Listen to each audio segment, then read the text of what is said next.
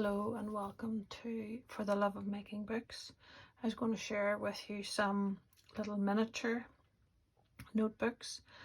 I do sell the products that I make to raise money for a local charity, and so I often find that there's children there who are wanting to buy something small for a grandparent, just really, or a mother, someone in the family, and they don't have their own money or their own income, so they are looking for something cute and nice to pass on to a grandparent for their birthday or Christmas or whatever.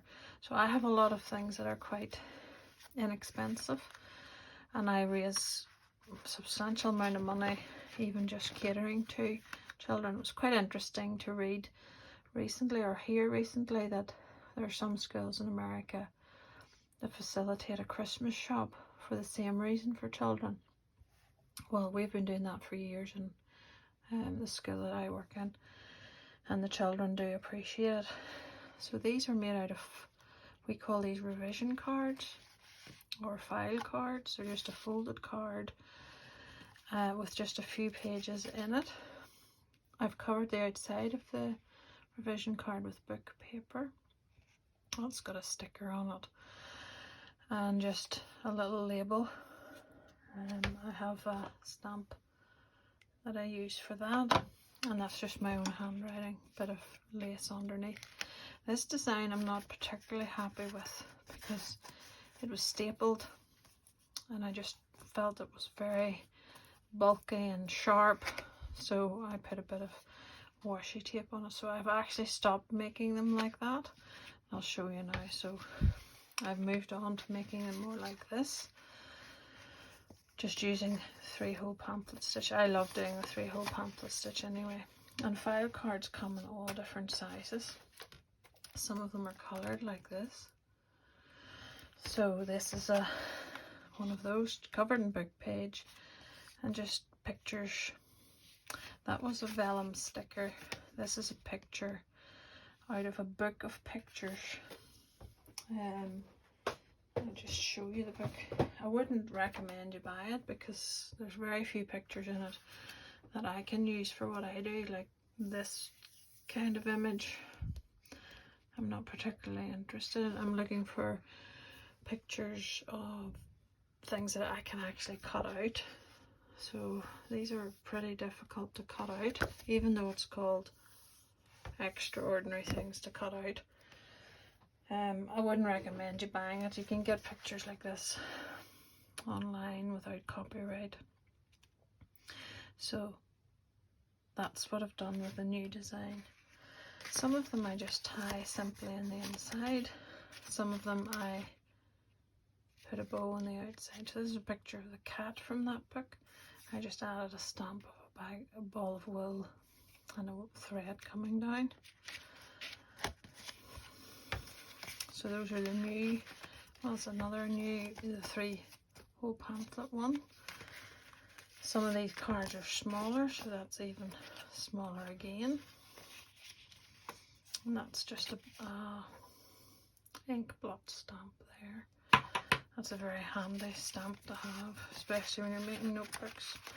These are the original design with the staples and the washi tape, which I'm not particularly happy with. And those are glossy accents, which I've just realised I never added on the new ones. So it's just going to show you quickly a simple method. So there's your file card. It's already covered with book page and inked a little bit. This is out of this book too, so I thought, well, it's not exactly the same pink. I've got some avocado dyed paper, so I've clipped it all together so it's nice and flush. I just measure this, hold it up basically so that it's in probably more than I'd need here and more than I need here. So that means when I draw a line around it with a pencil,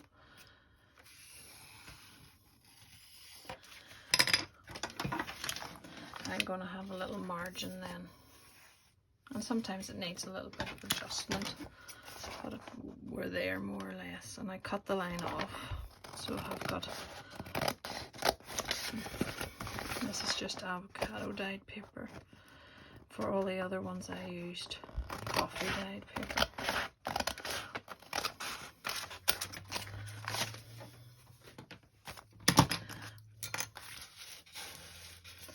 Fold it in half, and then that's when you see how straight your cutting has been.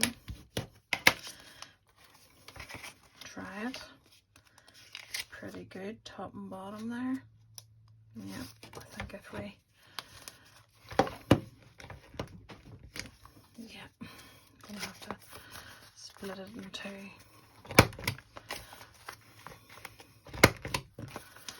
You don't have to round the corners, but the file cards that I use are rounded.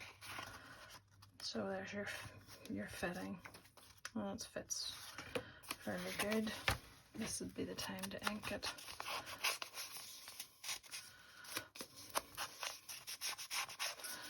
And I know a lot of people think inking is for grunging. Well, that's completely not my style. I feel inking is for making it look like a finished piece. So if you just cut it, then it looks like a cut piece of paper. Whereas if it's inked, then it looks like an actual, it was meant to be that size. The next thing I do is just fold along where the spine is and pinch. If I appreciate the little dot as well, it just helps you see. Then you line it up. And you go right through, and I just estimate about 1 centimetre. Yes, we're metric where I come from. At least that's what happened when I was at school. This time I'm going to go from the outside in. Sometimes put just the simple tie on the inside. Sometimes I put the bow on the outside. So you can keep your all in until the last, and then everything is kept in place.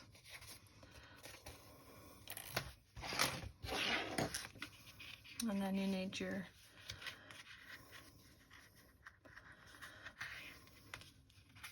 I'm just going to realign that a little bit.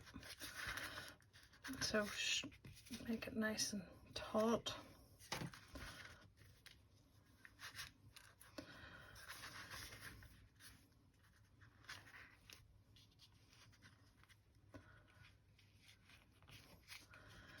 Yeah, I'd have to make a bit of a, I'm going to do that again just to get better. I'm using embroidery thread, so it has 6 strands, so if you get some separation, that's what's just happened there. And again, so one last time. After that it'll be a simple.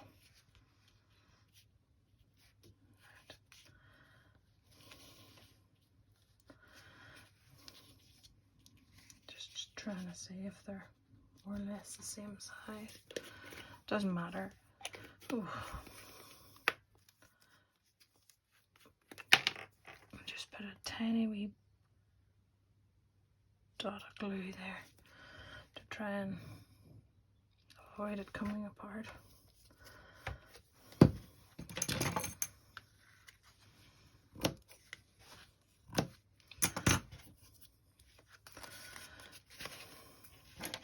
That's it. Apart from what you want to put on the front, I had this little note. I'm not sure that it's maybe more for the top there. So when I'm writing this, I'm just using a very simple font. It's sort of like you make the tops and bottoms of the letters in different positions. And little dots. It's the tiniest bit of paper, so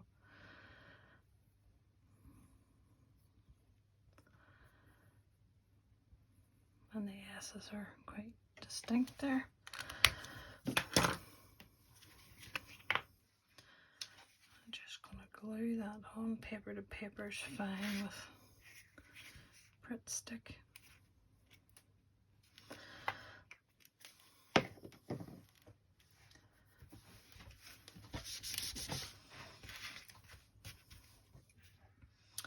And I was just going to do one ink blot there, or maybe two, who knows.